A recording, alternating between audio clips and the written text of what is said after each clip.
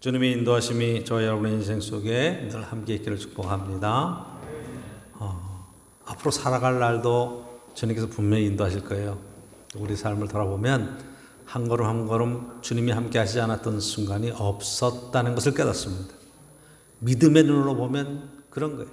근데 믿음이 없이 우리의 인생을 돌아보면 험한 꼴도 많고 힘든 일도 많고 괴롭고 어려운 일들이 많고 행복한 시간을 생각해 보면 그런 생각은 별로 안 나는데 하나님께서 우리의 인생을 어렵게 만드시겠어요? 절대로 그렇지 않아요. 계획이 있고 다 축복된 자리에 복된 삶으로 인도하신 줄로 믿습니다. 창세기 보면 창조의 질서가 하나님께서 태초에 천지를 창조하시니라 그렇게 시작하잖아요. 그러니까 하나님의 창조가 싫다할 리가 있냐 말이에요. 하나님의 창조가 잘못될 리가 있냐 말이에요. 보시기에 좋았다 보시기에 심히 좋았다고 만들어 놓으신 세상인데 그렇죠? 전 이 코로나19 사태를 겪으면서 인도도 중국도 공장들이 막 멈춰서고 막 다 셧다운되고 나니까 막 공기가 맑아지죠. 히말라야가 보인다고 그러고 야생동물들이 거리로 나와서 막 다닌다고 그러고 결국 그 모든 하나님이 지어놓으신 창조의 질서를 망치는 게 뭐냐? 그럼 공장이 망치느냐? 아니, 공장이 문제가 아니죠. 거기에 탐욕이죠. 그렇죠? 조금 더 이익을 많이 내려고 조금 더 안전시설과 이 방제시설을 해야 되는데 그런 거 하지 않고 그냥 돌려버리니까 결국 거기에 대한 피해를 더 고스란히 우리들이 당하는 거죠. 그거를 다시 한번 베니스에 관광지가 그거 안 다니니까 거기에 바닷물이 깨끗해지면서 막 돌고래들이 막 다니면서 해에 덮고 나오잖아요. 그거 왜 그래? 하나님이 지어놓으신 세계는 너무 아름답고 깨끗하고 좋은데 결국 사람의 문제다. 사람의 문제다. 하나님이 지어놓으신 모든 것들이 너무너무 아름다운데 그래서 창세기 1장 1절은 태초에 하나님이 천지를 창조하시니라. 그 창조한 상황이 어떠냐? 2절은 우리가 잘 안 외우죠. 2절. 그 땅은 혼돈하고 그렇죠? 땅은 혼돈하고 공허하며 흑암이 운행하는 가운데 있어. 물리로 운행. 그러니까 흑암이 덮여 있는 곳에 하나님의 영이 물리로 운행하셨다 쓰고 있는데 거기에 보면 2절에 하나님이 창조 빛이 있으라 하기 전에 상황이 뭐냐면 혼돈하고 공허하며 흑암이다 이렇게 표현하고 있어요. 그러니까 저와 여러분들이 하나님의 창조의 질서 속에 하나님 안에서 믿음으로 하나님 중심의 삶을 살아가면 보시기에 심히 좋은 삶으로 바뀌어져 가는데 그게 되지 않으면 하나님이 없이 난 내 마음대로 살 거야 뭔 얘기야 난 내 인생 살 거야 그러면 어떤 상황이 생기는 거 아니 혼돈스러운 거야. 난 도대체 왜 사는가 싶지 않겠어. 이게 지금 내가 이러고 가는 것 자체가 너무너무 힘들고 어려운 거예요. 혼돈하고 그다음에 뭐예요? 공허해요. 허무해요. 정말 힘들어요. 열심히 하면 내가 왜 뭐 하는 거지 지금? 그런 생각이 들 정도로 힘든 거예요. 그게 하나님으로 채워지기 전까지는 해결이 안 되는 부분이 있는 거예요. 그 다음에 뭐예요? 흑암이 어두움이에요. 계속 헤매는 거예요. 여기에 하나님이 빛이 있으라 말씀하시고 질서를 잡아가는 거예요. 세계의 모든 창조는 하나님의 질서 가운데 들어와 있는 것이 이게 정상이죠. 회복이에요 이게. 하나님의 질서 속에는 정말 어떻게 생각하면 하나님께서 모든 질서를 세우시고 제자리를 다 걷게 하시는 거죠. 자기 자리에서 있는 것 자체가 축복이라 하는 것을 깨닫게 합니다. 여러분 예수 그리스도 안에서 저와 여러분들이 구원함을 얻었다라는 것은 하나님의 창조 질서 속에 들어와서 이제 새 창조에 참여하는 사람이에요. 할렐루야. 그래서 요한계시록의 마지막에 보면 맨 마지막에 창조의 완성이 새하늘과 새 땅이 되는 거죠. 그렇죠? 그럼 새하늘과 새 땅이 어떻게 되겠어요? 여기 처음 하늘과 처음 땅이 없어졌다는 게 이 지구상에 있는 이런 차원의 얘기겠어요? 아니에요. 이게 안 되면 계속 헤매는 거예요. 교회를 다닌다, 또 하나님 말씀을 듣는다, 그런 것에서 여러분 한 걸음 더 나가서 정말로 내 안에 살아계신 예수 그리스도, 내 안에 함께 하시는 하나님의 귀한 은총을 저 여러분이 함께 누려갈 수 있기를 축복합니다. 하나님이 일장의 천지창조를 쫙 하시고 사람을 만들 때 하나님의 형상을 따라 남자와 여자를 지으시고 그렇게 하시죠. 보시기에 심히 좋았다. 하나님이 창조한 모든 것들을 다스리게 하셨다. 여러분, 다스리는 자리에 있는 거예요. 그렇죠? 그리고 2장 넘어가면서 뭐 어떤 일이 있어요? 에덴 동산의 이야기가 나오죠. 그렇죠? 하나님 에덴 동산을 만드셔서 그 가정을 이루게 하시는 거예요. 남자 혼자 독처하는 것이 좋아 보이지 않아서 잠들게 하시고 갈빗뼈를 하나 뽑아서, 그리고 여자를 만드셔서 이는 내 살 중에서 이온 내 뼈 중에 뼈라. 그리고 가정을 누가 만드셨어요? 하나님이 만드셨어요. 그런 얘기. 창조의 이야기가 세상의 모든 질서 가운데 여러분 가정의 축복이 어디서부터 오는가? 하나님 중심의 삶을 살아가면서 가정의 축복과 행복이 회복되는 거예요. 여러분, 저는 정말로 이 교회 안에서 여러분의 신앙생활 속에서 여러분의 온 가정들이 이 회복되는 역사 꼭 함께 있기를 축복합니다. 제가 교회 표를 썼어요. 뭐라 그래요? 변화, 회복, 기적을 이루는 교회. 그렇죠? 변화, 회복, 기적을 이루는 교회. 주보 앞에도 있고 변화, 회복, 기적이에요.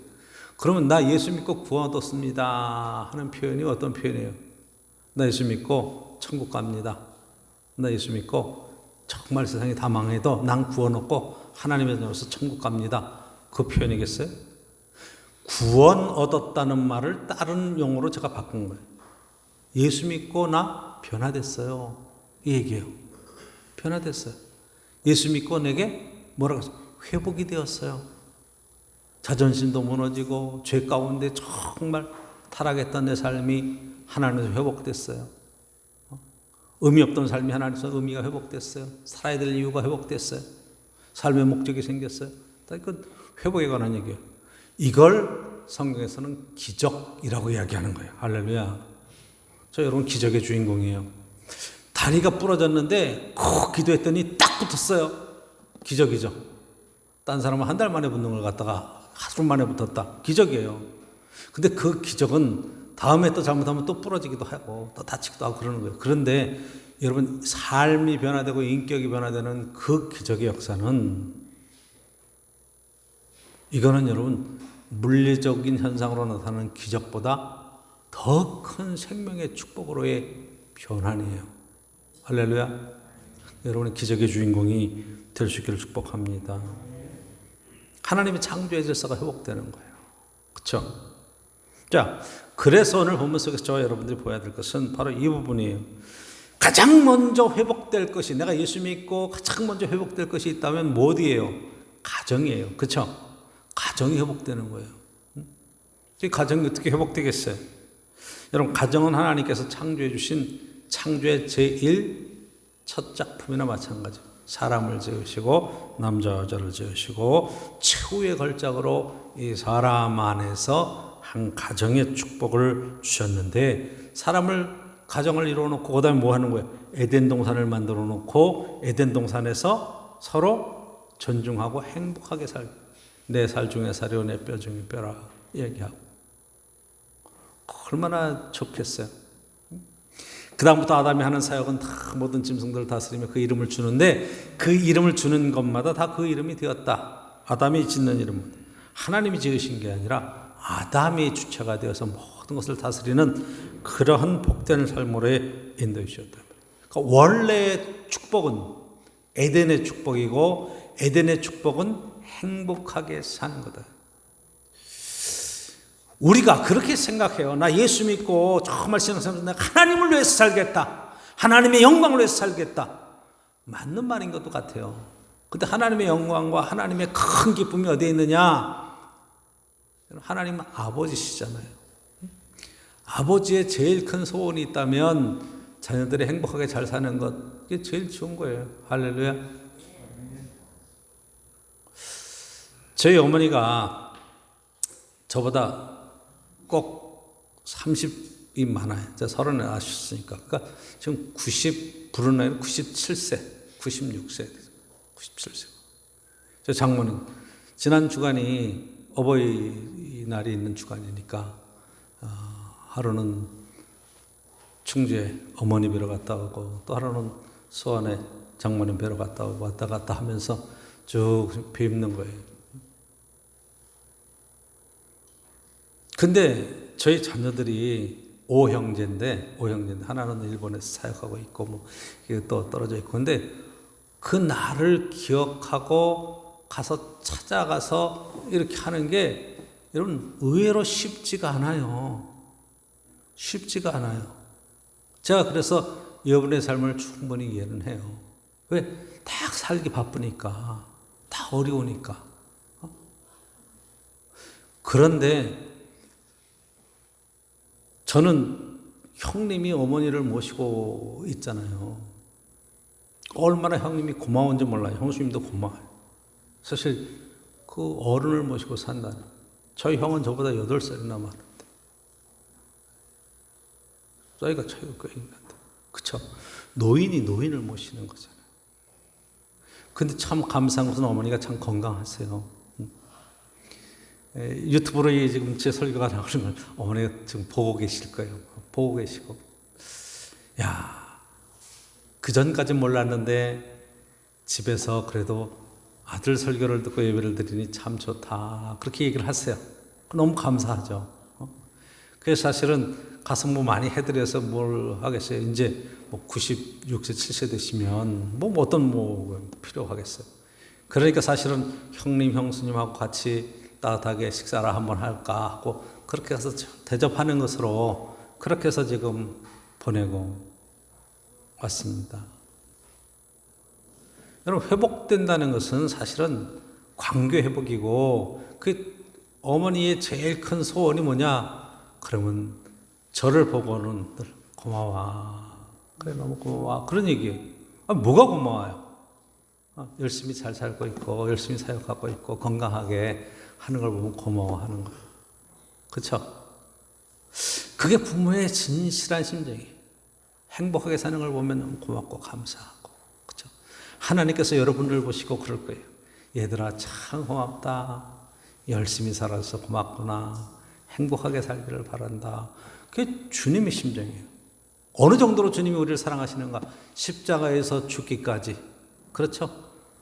너희들은 죄 가운데 살면 안 돼. 그렇게 죄에 눌려서 부자유하게 그렇게 사망에 살면 안 돼. 너희들은 행복해야 돼. 구원 얻고 정말 복된 삶을 살았으면 좋겠어. 그게 십자가의 사랑이잖아요. 그렇게 여러분 보시면 오늘 하루의 소소한 행복들, 우리의 삶에서 여러분들이 혼자도 외롭지 않고 어떤 상황 속에서 늘 밝고 하나님 자녀로서 씩씩하게 살아가는 그 모습 속에 하나님의 기쁨과 하나님에 대한 감사가 넘치는 복된 신앙생활을 살아갈 수 있기를 간절히 축복합니다. 하나님이 만들어 놓으시고 행복하게 살게 하시는 거예요. 근데 그걸 자꾸 놓쳐, 자꾸 깨져. 에덴 동산이 무너지고 그래서 에덴 추방되고 그렇게 살아가는 삶의 모습을 보면 여러분 왜 그런 거예요? 죄의 문제잖아. 죄가 뭐예요? 죄. 하나님께서 하라고 그러는 건 하면 되고 하지 말라는 건 안 하면 되는데, 그렇죠? 이 선악을 알게 하는 나무에 절대 먹지 마라. 먹으면 내가 결단코 죽는다. 반드시 죽는다. 먹지 마라. 그런 얘기를 하셨어요. 사단은 와서 자꾸 거짓말을 하죠. 반대적인 얘기를 하는 거. 아니야, 괜찮아, 먹어, 괜찮아. 네가 그걸 먹으면 네가 눈이 밝아서 하나님같이 될 거야. 선악을 하는 일은 하나님같이, 내가 기준이야. 내가 옳으면 옳은 거야. 이런 얘기를 하는 거죠. 자, 그래서 사탄이 하는 말을 듣고 나무를 보니까 뭐라 그래요? 성경에 보니까 보암직도 하고 먹음직도 하고 지혜롭게 할 만큼 탐스러운 나무예요. 그러니까 보고 판단하는 거예요. 하나님의 말씀 하지 마라. 사단은 해라. 그럴 때 선택을 누가 하는 거예요? 하나님이 막으세요? 사탄이 입에 쑤셔넣어요? 아니에요. 선택은 내가 하는 거예요. 손을 뻗어서 내가 먹는 거예요. 내가 손을 뻗어서 안 먹을 수도 있고 먹을 수도 있어요. 결국 행복과 되어지는 모든 일들 속에 결정은 누구에게 있느냐? 나에게 있다. 여러분 어떤 상황 속에서도 여러분들이 하나님의 말씀대로 바로 바른 선택과 바른 믿음의 자리에 꼭 세워질 수 있기를 축원합니다. 세상이 나를 그렇게 만들어가고 몰아가는 게 아니에요. 내가 선택하는 거예요. 그렇죠. 어떻게든지 시간을 내고 어떻게든지 해서 저도 이제 그런 생각을 해요. 하고 싶어도 효도할 수 없는 시간이 우리에게는 꼭 온다. 꼭 온다. 여러분도 이제 부모의 입장에서 자녀들과의 삶 속에서 보고 또 자녀로서 부모를 섬기는 그런 모습 속에서 볼 때 하고 싶어도 못하는 순간들이 오잖아요. 오잖아요. 그거 어떻게 할 거예요? 사랑은 내리사랑이라고 뭐 아들, 딸들, 손자, 손녀들 보는 건 좋은데 거꾸로 한번 생각해 보시면 마찬가지죠. 어머니, 아버지도 마찬가지죠. 그러니까 여러분 생각을 전환하는 게 중요하고 내 중심의 삶에서 하나님 중심의 삶으로의 전환, 이 에덴 동산의 회복은 여기서 시작되는 거라 이 말이에요. 창조 질서를 회복하기 위해서 우리가 뭐 세계 공장을 멈춰야 된다, 탄소 배출량을 어떻게 해야 된다, 뭐 해양 오염을 어떻게 막아야 된다. 성경은 그런 이야기를 하는 게 아니라 네 가정의 회복과 정말 관계의 회복, 이 회복에 관한 이야기, 변화의 이야기를 어디서부터? 내 심령에서부터 가정의 변화, 우리 이것을 계속 이야기하고 있는 거죠. 그건 할 수 있겠죠. 여러분 꼭 하시고 이 행복한 가정 하나님 보시기에도 너무 좋아서 야, 난 너만 보면 행복해. 창세기 6장에 보면 노아의 시대에 하도 사람들이 범죄를 하고 하나님 시키지 않는 일들만 하고 그러니까 하나님이 사람 지으셨음을 한탄하시고 근심하시고 후회하셨다고 그래요. 하나님이 지으신 거 후회할 리가 있겠어요. 여러분의 자녀들을 보고 늘 기쁨과 감사가 넘치는 복된 인생이 되는 게 중요하죠. 그렇죠? 바라보면서 너무 속상해하고 한심해하고 후회하고 이런 인생이 뭐가 행복하겠어요. 그렇죠? 그러니까 여러분 이 회복의 귀한 역사를 꼭 함께 찾아갈 수 있기를 원합니다. 에베소는 사실은 교회에 관한 이야기를 하고 있어요. 교회론이 굉장히 중요해요. 하나님이 만들어 놓으신 세상 속에 하나님이 직접 지으신 것이 뭐예요? 가정과 교회. 교회 안에서의 특별히 여기에 오늘 보면 6장에 보면 이 가정 안에서 되어질 영적인 질서와 가정의 질서에 관한 이야기를 하고 있는 것을 보게 되죠. 그렇죠? 그때 이 말씀을 묵상하면서 우리가 오늘 읽은 본문에 첫째 봐야 될 게 있어요. 첫째 뭐라 그래요? 1절에 자녀들아 주 안에서 너희 부모에게 순종하라 이것이 옳으니라 그랬죠. 자녀들아. 그러면 이 이야기는 누가 들으라고 자녀들아 이렇게 쓰겠어요? 자녀들 들으라고 하는 얘기죠. 그렇죠? 그러니까 순종하라 이 이야기는 누가 듣는 거예요? 자녀들이 듣는 거예요. 근데 여러분 부모님들은 이걸 들으면 안 돼. 부모들은 그 아래에 있는 이야기를 여러분 들어야 돼. 4절에 또 아비들아 이 이야기를 사실은 부모는 들어야 돼. 또 아비들아 뭐라 그래? 너희 자녀를 노엽게 하지 말고 오직 주의 교훈과 훈계로 양육하라. 이거를 부모는 들어야 돼. 할렐루야. 그러니까 여러분들이 성경을 잘못 읽고 잘못 적용하는 것은 부모가 돼서 이제 보이지. 야, 너희들 일로 와봐. 성경에 뭐라고 돼 있어? 부모에게 순종하라고 그랬지. 부모를 공경하라고 그랬지. 여러분 이렇게 하면 이게 말씀이 적용이 잘못되는 거라 이 말이에요. 자, 그러면 그 말하는 그 입장이 지금 주의 훈계와 양육하는 자세인가? 이걸 우선 부모는 봐야 되는 거예요. 그렇죠? 그러니까 자녀된 입장에서는 부모를 진실로 순종하고 공경해야 되겠구나. 마땅하다 이 말이에요. 부모 공경하기가 쉬워요? 어려워요. 중국에 며칠 전에 토픽감이 났어. 어머니가 연세가 드셨는데 풍이 오셨나 봐. 중풍에 걸렸어. 그래서 살아계시고 아들이 어머니 모시는 게 막 부담돼가지고 어머니를 갖다가 산에다가 매장을 해버렸어요. 산처럼 이렇게 리아카에 끌고 나가가지고 산에 가다 매장을 했어요. 맛인데 그 어머니 왕씨 근데 남편이 어머니랑 같이 나갔다가 혼자 털레털레 들어오니까 며느리가 여보 왜 혼자 와? 어머니 어디 있어? 물어봤나 봐. 그랬더니 그 누구네 친척 집에 기차 태워서 보내드렸어. 거기가 모셔다 데리고 오는 길이야. 이렇게 불러대었어요. 아무래도 낌새가 이상해가지고 며느리가 경찰에 공안에 신고를 한 거예요. 공안이 왔어. 그래서 정말 가서 거기 보냈다는데 가보니까 오셨어 안 오셨어? 안 오신 거예요. 거기 안 오셨어. 산에 가다 묻어버렸으니까. 어머니를 산채로 생매장을 해버렸으니까. 야, 그래가지고 막 추궁했더니 이 얘기를 한 거예요. 그래서 막 공안하고 갔는데 하루 이틀 사흘이 지난 거예요. 사흘이. 막 팠어. 그랬더니 어머니가 살아계신 거예요. 그래서 신우수가 살아계셔. 야, 그게 남의 무덤을 하려고 가면을 만들어 놓고 그렇게 해놓은 걸 거기 구덩이에 갖고 그냥 해서 이렇게 덮어놔가지고 그 안에 공간이 있어서 살아계신 거예요. 그쵸? 그래서 공한테 잡혀갔어, 이 아들이. 엄마는 나와가지고 뭐 하겠어? 아들 욕하겠어요? 공안에 잡혀간 아들 걱정하는 거야. 엄마의 심정이 그게. 아들이 잡혀갔는데 이거 어떡하나. 그래가지고 신문에 그 타이틀의 제목이 뭐라고 받는 거 아니? 중국에서 고려장을 지냈다 막 그렇게 쌓았어. 그랬더니 댓글 제가 이렇게 좀 봤더니 고려장이라고 말하지 마라. 창피하다. 우리나라 고려시대에 무슨 그런 장례 지낸 법이 어머니를 갖다 산에다 생매장 한 사람이 어디 있냐 말이야. 왜 고려자를 거기다 붙이냐 말이야. 막 난리가 났어.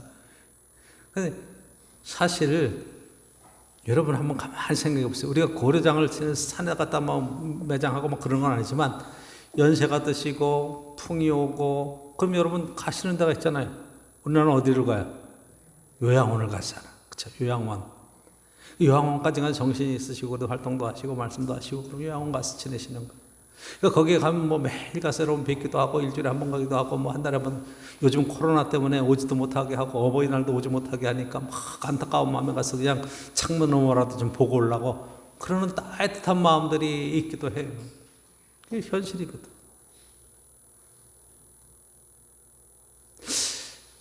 우리가 국가적으로 그것을 다 그렇게 여러분들이 보험도 내고 국가적으로 배려를 해서 요양원 제도, 요양원에서 정말 더 힘들어지면 요양병원 가셨다고 돌아가시는 거예요. 다 객사하는 거지. 옛날엔 객사하면 큰일 나는 줄 알았어. 그쵸? 다 집에 오셔서 그냥 막 병원에서 막 응급실로 돌아가시려고 그래도 중환자들 그거 앰뷸런스에서 싣고 막 산소호흡기 끼고 막 뺑 와서 집에 가가지고 그 집에 와서 딱 산소호흡기 띄고 운명하셨습니다. 그랬어요. 그게 집에서 돌아가셔야 호상 그리고 잘 인생을 마무리하는 거다. 맨 마지막에 돌아갈 때 큰아들이 있냐 작은 아들이 있냐 다른 마 있냐 그리고 자녀들에게 다 이렇게 한번 보고 가는 게 어른들로서는 자기 인생을 잘 살았다 생각을 했다.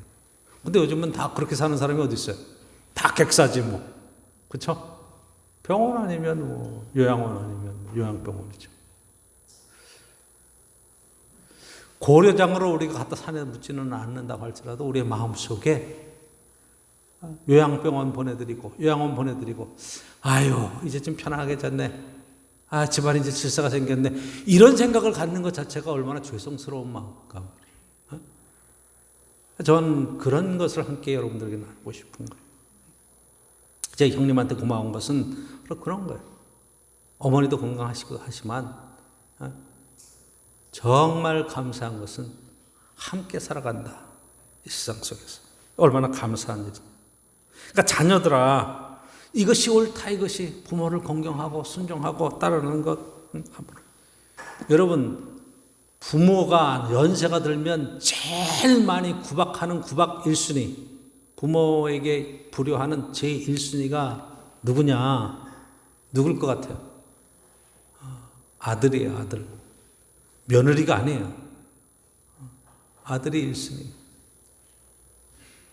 여러분 그래서 우리가 삶을 정말 현대를 살아가면서 삶의 우리의 인생의 여정에 어떻게 부모를 진심으로 사랑하고 공경할까를 더 깊이 묵상하고 더 깊이 존중하면서 살아갈 수 있는 축복과 은총이 있기를 간절히 축원합니다. 이건 창조 질서예요. 사단이 이걸 자꾸 깨려고 그러는 거예요. 그래도 편안해야 되지. 그래도 뭐 이렇게 얘기하는데 절대로 그런 게 아닙니다. 네 아버지와 어머니를 공경하라. 2절에 보니까 네 아버지와 어머니를 공경. 이것이 약속 있는 첫 계명이니 이로써 내가 잘되고 땅에서 장수하리라. 내가 잘되는 길이 있냐? 내가 장수할 수 있는 길이 있냐? 내가 공경해라. 부모를 공경해라. 이것이 옳은 것이다. 약속 있는 첫 계명이다. 왜 첫 계명이라고 그랬을까요? 십계명의 돌판이 2개예요.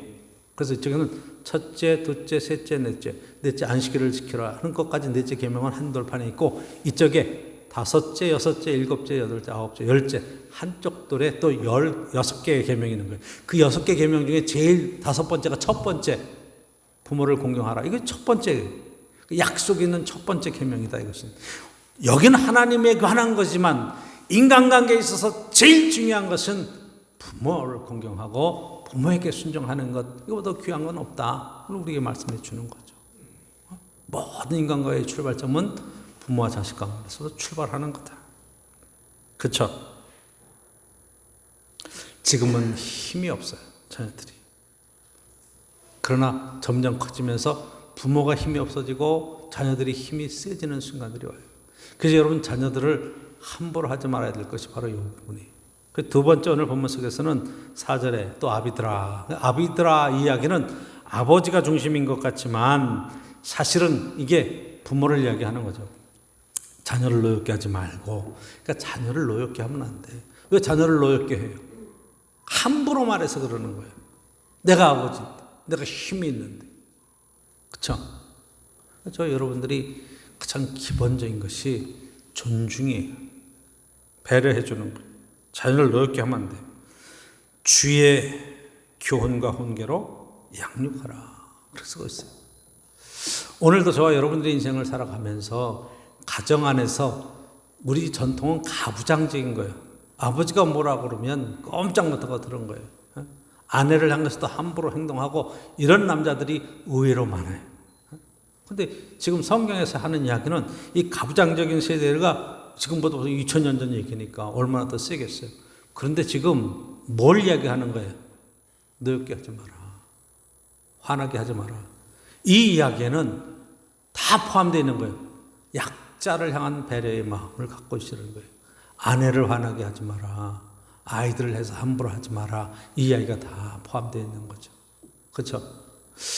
근데 나이가 점점 들면서 보니까 젊어서는 힘이 있어서 막 이렇게 좀 남자가 힘이 셌는데 나이가 들면 남자는 힘이 빠지고 여자들이 남성 호르몬이 활발하게 오르면서 여자들이 힘이 세지기 시작하고 목소리가 커지기 시작하고 그렇게 되는 반전을 보게 돼요.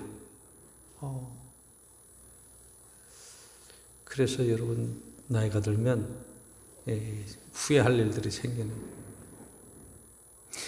근데 이게 신앙생활 하면서 점점 미리 깨닫고 저와 여러분들이 최선을 다해서 서로 가정을 돌보고 배려하고 그리고 섬기는 그런 일들에 세워지는 게 중요하다 이 말이에요. 이야기를 들어야 돼요. 이야기를 들어야 돼요. 내 얘기를만 계속 하려고 그러는 게 아니라 그 이야기가 들어야 되는데 이게 참 쉽지 않아요. 아이들한테 뭐라고 이야기하는 것보다도 이야기를 들어줘야 되는데 그 배려하는 마음인데 엄마도 마찬가지고 아버지도 마찬가지고 바로 이 부분 속에 우리가 꼭 해야 될 것은 바로 이 부분입니다. 지금 이 설교를 듣는 많은 우리 성도들이 다들 어른이 중심이니까 한번 생각해 보세요. 나는 아이들의 이야기를 잘 듣고 있는가? 굉장히 중요한 이야기죠. 아이들의 마음들을 배려해주고 있는가? 이게 굉장히 함부로 하면 안 된다 이 말이에요.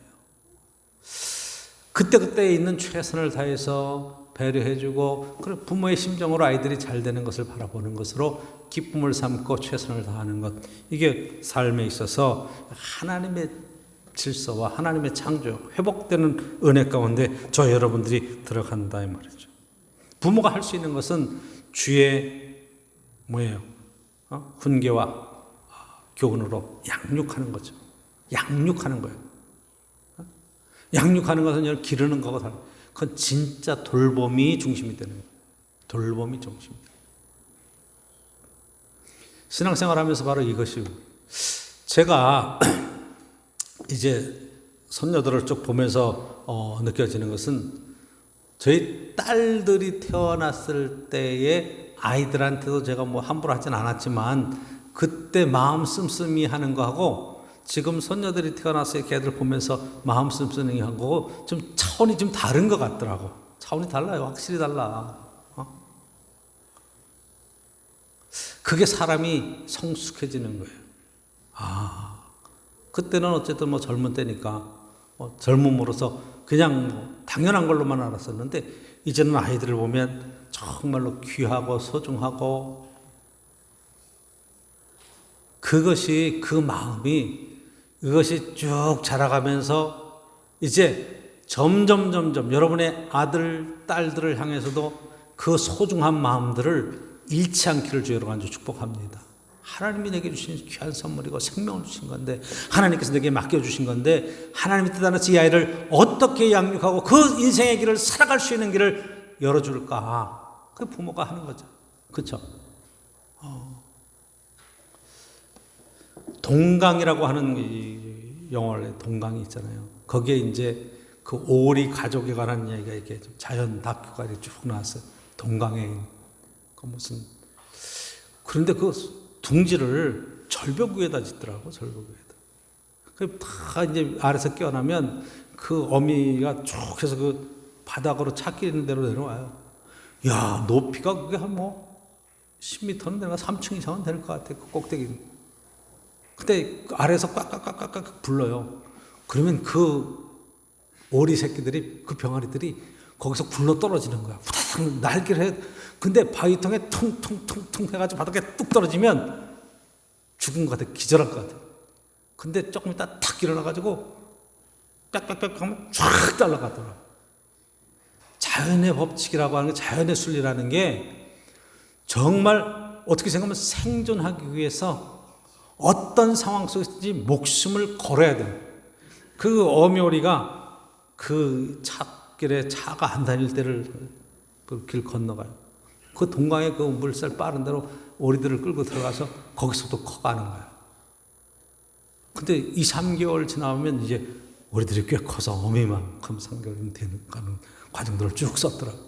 이걸 찍고 보니까 정말 작은 그런 생명들도 하나님이 창조하신 생명들도 자기 새끼들을 살리기 위해서 어떤 난관과 어려움도 그 자녀들은 그 부모가 부르는 소리 큰 낭떠러지에서 떨어져 튀어내리면서도 그거 따라가는 걸 보면 이게 부모에 대한 순종, 그 인도함, 또 그것을 살리려고 애쓰는 부모의 그런 모습들 이런 것들을 보면 하나님의 창조 질서 속에는 자식들을 함부로 하거나 자식들을 버리고 이런 차원의 얘기랑은 전혀 다른 이야기다. 그건 왜 그러네요? 우리 속에 들어있는 죄의 문제, 이기심의 문제. 욕심이 잉태한 즉 죄를 낳고 죄가 장성하면 사망에 이른다. 욕심의 문제를 해결해야죠. 내가 십자가 안에서 죄와 정욕의 문제를 이미 못을 받고 이제 거듭나서 내 안에 살아계신 그리스도 예수 안에서 우리가 회복되어야 될 것이 있다면 여러분의 가정이, 여러분의 심령이 천국을 회복하는 축복과 은혜가 꼭 함께 있기를 간절히 축원합니다. 이 일을 이루려면 결론적으로 말씀을 드릴게요. 존중하고 배려하는 거예요. 존중하는 거예요. 목사님은 성도들을 존중해야죠. 그렇죠? 여러분들은 또 목사님을 존중하고 서로 배려하는 거예요. 그렇죠? 가정에서는 남편은 아내를 존중하고 배려하고 아내는 남편을 존중하고 배려해야 되는 거예요. 할렐루야. 함부로 하면 안 돼요. 그렇죠? 부모는 자녀들을 존중하고 배려해야 돼요. 이해하시죠? 내 새끼라고 함부로 하면 안 돼요. 내 자식인데 내 마음대로 하는 게 여러분 그래서는 안 돼요. 이게 선진국으로 갈수록 그게 안 되는 거예요. 옛날엔 자기 자식 함부로 막 했지만 지금은 아이들 함부로 이렇게 해서 예를 들어서 때리거나 그래도 경찰서 잡고 여러분 우리나라는 그래도 좀 그런데 약한데 미국 같은 선진국 같은 아이들을 뺏겨버려요. 넌 부모로서 아이를 기를 자격이 없다. 그렇게까지 나가는 거예요. 그 왜 그래요? 존중과 배려가 없으면 가정이 근본적으로 설립하기가 힘들기 때문에 그래요. 세워지기가 힘들어요. 그래서 성경은 이야기해요. 너희 안에 이 마음을 품으라. 곧 그리스도 예수의 마음이니. 우리 속에 주님이 함께 계시니까 주님의 마음을 품고 그 주님의 마음으로 상대방을 바라볼 수 있는 그 아름다운 마음, 따뜻한 마음이 여러분 꼭 함께 있기를 간절히 축원합니다. 자녀들을 꼭 안고 여러분 한번 그렇게 어린이날 지나고 이제 어버이날 지났으니까 한번 꼭 안고 그렇게 한번 얘기를 한번 고백을 한번 해보세요. 얘들아 너 참 고맙다. 한번 이름을 부르면서 한번 얘기를 해보세요. 우리 딸은 다희니까 다희야 참 고맙다. 내가 우리 집에 정말 딸로 와서 얼마나 감사한지 몰라. 하나님이 너 참 귀한 선물로 주셨어. 한번 그렇게 한번 해보세요. 하실 수 있겠습니까? 여러분 아들들 부르고 한번 꼭 안고 너무 고맙다. 참 너 고맙다. 얘기 한번 해보세요. 여러분 거꾸로 또 자녀들은 부모님한테 가서 꼭 인사를 한번 해보세요. 너무 감사해요. 내가 이 집에 태어난 것은 내 인생의 제일 큰 축복이었어요. 그렇게 한번 고백할 수 있기를 축복합니다. 내 부모님이 엄마 아빠라서 너무너무나 너무 좋아요. 감사해요. 한번 그렇게 한번 고백 한번 해보세요. 응? 그러니까 그 고백이 되는 집, 그 고백이 있는 집, 말 한마디잖아요, 사실은. 그런데 그 마음속에 진심을 담아서 그렇게 표현할 수 있다면 어디가 여러분 에덴 동산이겠어요? 어디가 천국이겠어요? 죽어서 가는 천국 이전에 여러분의 가정이, 여러분의 삶의 자리가 거기가 천국이 아니겠느냐 이 말이에요. 천국의 귀한 축복을 주님 안에서 꼭 함께 이룰 수 있기를 축원합니다. 여러분 주님께서 말씀하세요. 네가 지극히 작은 일에 충성했으니 큰 일을 내게 맡기리라 이야기하시죠. 할렐루야. 여러분 말 한마디에 거기에 사랑이 들어있는 거예요. 말 한마디에 존중과 배려가 들어있는 거죠. 그렇죠? 일상의 소소한 작은 행복이 우리의 큰 행복의 밑거름이 되죠. 자, 코로나19가 다시 이제 난리가 났죠. 지금 정부에서 지금 바짝 긴장하고 있어요. 이태원에 클럽을 5군데 다녔대나 29살짜리가 해가지고 직장도 지금 폐쇄가 되고 난리가 났어요. 지금 확진자들이 지금 제주도까지 퍼져나갔네. 20몇 명, 30몇 명 인원이 계속 늘어나요. 지금 계약을 하려고 다 준비하고 있다가 이렇게 빵 터지니까 긴장하는 거죠. 그렇죠? 근데 인터뷰한 내용들이 난 너무 마음이 아프더라고. 그 나온 청년들 거기서 이태원에 못하게 하니까 강남 쪽 지금 홍대 쪽에 클럽들이 난리도 아니야 지금 애들이 물려. 그래서 인터뷰를 합니다. 코로나 이 사태가 심각한데 괜찮아요. 젊은 사람들은 걸려도 금방 나. 에이 걸릴 사람이니까 걸리죠. 그거 건강하면 문제가 안 돼요. 아니 본인은 문제가 안 될지 모르지만 거기에 걸려서 전 국가가 다 마비가 되고 전 기업이 다 마비가 되는 자기는 걸려서 지금 와서 직장에 딱 나갔더니 직장이 전체가 폐쇄가 되고 그 큰 회사들이 문을 닫아버리면 그 손해는 누가 책임지냐 이 말이에요. 나 하나의 문제가 아니죠. 그렇죠? 이건 뭐가 없는 거예요? 배려가 없는 거죠. 뭐가 없는 거예요? 존중함이 없는 거잖아요. 난 나 하고 싶더라도 이게 정말 국가 공동체, 가정 공동체, 어떤 공동체를 깨는 결정적인 이유가 되는 거예요. 그렇죠? 오늘도 저 여러분들이 정말 소소한 일의 행복이라는 것은 절제하고 배려하고 존중하는 데서 생깁니다. 새벽 기도에 우리가 룻기를 보고 있는데 룻기의 핵심적인 내용이 그거예요. 효도하는 내용인데 결국 효도는 배려예요. 시어머니는 며느리를 향한 배려가 있고 보아스는 룻과 그 나오미 가정을 향한 배려가 있고 결국 그 배려 속에 태어나는 것이 그 족보로 쭉 태어나는 걸 보면 거기에 다윗 왕의 가문이 세워지고 거기에 메시아의 가문이 세워지고 작은 일에 여러분 충성하면서 배려하는 마음 속에 하나님께서 복을 주시고 목자가 돼서 친히 인도하시고 풍성한 삶의 자리로 이끌어 가시는 놀라운 은총이 꼭 함께할 걸로 믿습니다. 부탁드립니다. 주님의 말씀보다 앞서가지 마십시오. 주님의 말씀에서 너무 뒤떨어 가지 마십시오. 주님과 늘 동행하면서 주님이 우리에게 주시는 말씀 속에 오늘도 순종하고 믿음 안에 승리하는 복되는 청이 주 안에 꼭 함께 있기를 간절히 축원합니다.